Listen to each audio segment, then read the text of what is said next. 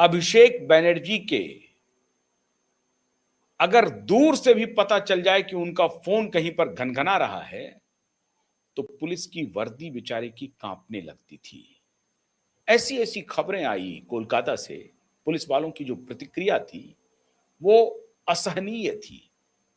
Police वाले कह रहे थे कि अब मैं गंगा स्नान करके वापस वर्दी पहनूंगा। सोचिए किस प्रकार से प्रताड़ित थे पुलिस वाले इनके शासनकाल में। और अब पुलिस वाले उन्हीं अभिषेक बनर्जी को 8.5 घंटे तक बिठा करके पूछताछ कर रहे हैं। और इस दौरान उनको दिन में ही न सिर्फ तारे नजर आ रहे थे, तारे गिन रहे थे अभिषेक बनर्जी। अभिषेक बनर्जी याद कर रहे होंगे उस स्टेटमेंट को। लोगों के सामने भीड़ जो खड़ी है, उस भीड़ में अभिषेक बनर्जी जिस एरोगेंस के साथ, जिस अहंकार के साथ कह रहे थे कि 4 मई को बुला लो, देखते हैं कौन बाप तुम्हें बचाने आता है, वो उस बात को कोस रहे होंगे। खबर है कि पुलिस वाले ने ऑडियो रिकॉर्ड उनके सामने रखा, वीडियो रिकॉर्ड उनके सामने रखा और कहा कि श्रीमान ये आप ही की आवाज है। इन्होंने कहा कि हाँ मेरी आवाज है। कोई चारा नहीं था ना, कंकॉक्टेड आप कह नहीं सकते हैं। वीडियो है, कई टेलीविजन चैनल्स के कैमरे वहां पर हैं, कई यूट्यूबर्स के कैमरे हैं और फिर पुलिस की अपना, पुलिस जो सिक्योरिटी में है उनका अपना भी कुछ सेटअप रहता है। तो चलिए पुलिस का जो पुराना सेटअप था, वो जो वीडियो रिकॉर्ड कर रहा होगा उन्होंने दिया होगा, उनकी बात को हटा देते हैं। लेकिन जो प्राइवेट टेलीविजन चैनल्स के कैमरे थे, प्राइवेट यूट्यूबर्स थे, सोशल मीडिया के और पत्रकार थे, वो सारे लोग उनके वीडियो में, उनके ऑडियो में ये सारी बातें रिकॉर्डेड हैं। इसलिए अब अभिषेक बनर्जी ये नहीं कह सकते हैं कि जो पुलिस कह रही है वो बिल्कुल झूठ है, पुलिस की बात में दम नहीं है।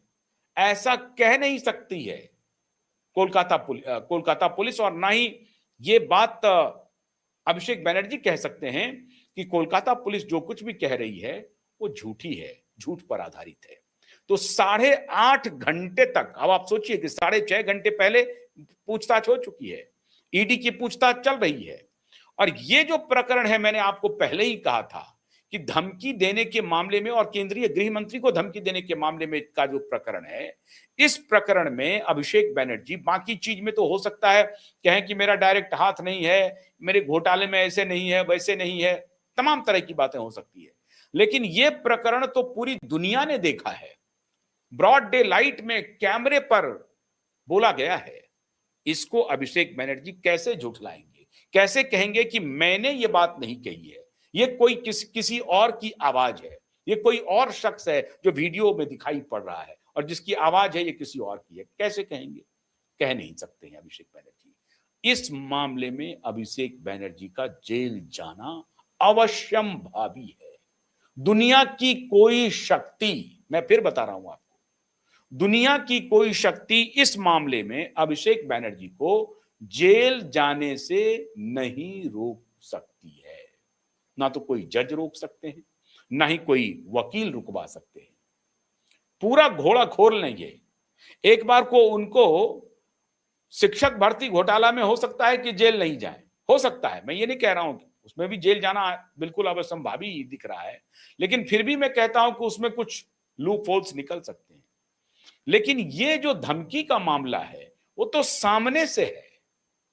आप इंटिमिडेट कर रहे हैं अपने वोटर को, अपने समर्थकों को भड़का रहे हैं, उग्र करवा रहे हैं कि हम कितने पावरफुल हैं, कि जो हमारी बात नहीं मानेगा उसे 4 मई के बाद कोई बचाने नहीं आएगा। तो ये कोई हवा में नहीं कही गई है, सामने में कैमरे पर कहा गया है, उसके सारे तथ्य, उसके सारे रिकॉर्ड मौजूद हैं और आप इसको झुठला नहीं सकते हैं। नंबर 1 बात हो गई। नंबर 2 बात सुन लीजिए। नंबर 2 बात है कि किसी भी तरीके से अब आरजी करके फाइल को नहीं दबा सकते हैं। हेल्थ मिनिस्ट्री ने अब ओपन कर दिया है इस फाइल को। किस फाइल को? आरजीकर के फाइल को। हेल्थ मिनिस्ट्री ने आरजीकर के फाइल को ओपन कर दिया है और कहा है कि इसकी पूरी जांच होगी। सीबीआई अलग जांच कर रही है आरजीकर की, लेकिन मिनिस्ट्री ऑफ हेल्थ ने कि प्राइमरी रूप से आरजीकर बलात्कार केस को कैसे डिपार्टमेंट ने दबाने की कोशिश की। सीबीआई का इंक्वायरी अलग चलेगा, लेकिन health department, ministry of health Paschim Bangal का, उन्होंने इस फाइल को रीओपन कर दिया है और कहा है कि नहीं, हमें यह पड़ताल करनी पड़ेगी कि यह कैसे संभव हुआ कि इतने बड़े जघन्य अपराध को बचाने की कोशिश मिनिस्ट्री ऑफ हेल्थ ने किया। अब ये हेल्थ डिपार्टमेंट कोलकाता का मामूली नहीं है, ये ऊपर राइटर्स बिल्डिंग, वो जो बिल्डिंग है जो सरकार जहां से चलती है, मिनिस्ट्री ऑफ हेल्थ जहां पर है, वहां से ये फाइल खुल चुके हैं और उनका इंटरनल जो डिपार्टमेंटल इंक्वायरी है वो शुरू हो गया है। आरजी करके इतने बड़े जघन्य अपराध को किसने दबाने की कोशिश की डिपार्टमेंट के स्तर पे, और बाकी पुलिस के स्तर पर जो 3-3 ऑफिसर थे उसका आपने देखा कि सस्पेंशन हो चुका है। आईपीएस स्तर के अधिकारी का सस्पेंशन हुआ है, तबादला, सस्पेंशन, लगातार उस पर एक्शन हो रहा है जब से शुभेंदु अधिकारी वहां पर उन्होंने सत्ता संभाली है। आरजीकर केस इनके लिए last nail in the coffin जिसको कहते हैं वो बना। आरजीकर केस के बाद से ही पूरा वातावरण ममता बनर्जी के खिलाफ हुआ, लेकिन उस वक्त ना तो ये बागी सांसद कोई जुबान खोल रहे थे, ना तो ये नयने मदीना वाली कुछ बोल रही थी, ना ही ये काकोली घोष कुछ बोल रही थी, ना ही महुआ मोइत्रा तो नहीं ही बोलेगी, कोई जवान नहीं। 11 सांसद, जिस पार्टी में 11-11 सांसद हो, महिला हो, उस पार्टी की सरकार हो, महिला मुख्यमंत्री हो और वहां पर एक बेटी की इतनी बीभत्स बलात्कार के बाद हत्या कर दी गई हो और उसमें जो असल जांच है, उसके जो अचल गुनहगार हैं, सिर्फ वो नहीं जो बलात्कारी था, वो तो जेल में है, लेकिन वो जिन्होंने इस पर पर्देदारी की कोशिश की, वो कितने गुनहगार थे, उनके खिलाफ ये 11 सांसद मौन रही, मुख्यमंत्री मौन रही। शर्म आनी चाहिए, महुआ मोइत्रा को शर्म आनी चाहिए। महुआ मोइत्रा राजनीति में कैसे हैं, मैं हैरान हूं।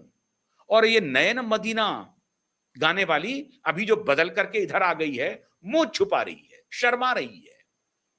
शर्म तो पहले आनी चाहिए थी, अभी शर्मा करके वो मास्क लगा रही है, गोगल्स पहन रही है, पटका बांध टोपी पहन रही है कि कोई देखे नहीं, कोई पहचाने नहीं, देखने लायक चेहरा बचा नहीं।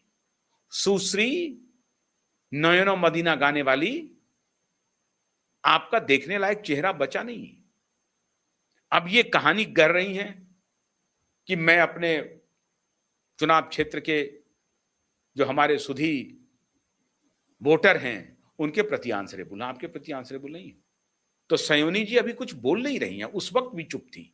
इतना बड़ा अपराध हो गया, लेकिन ये 11 के 11 महिला सांसद चुप थे।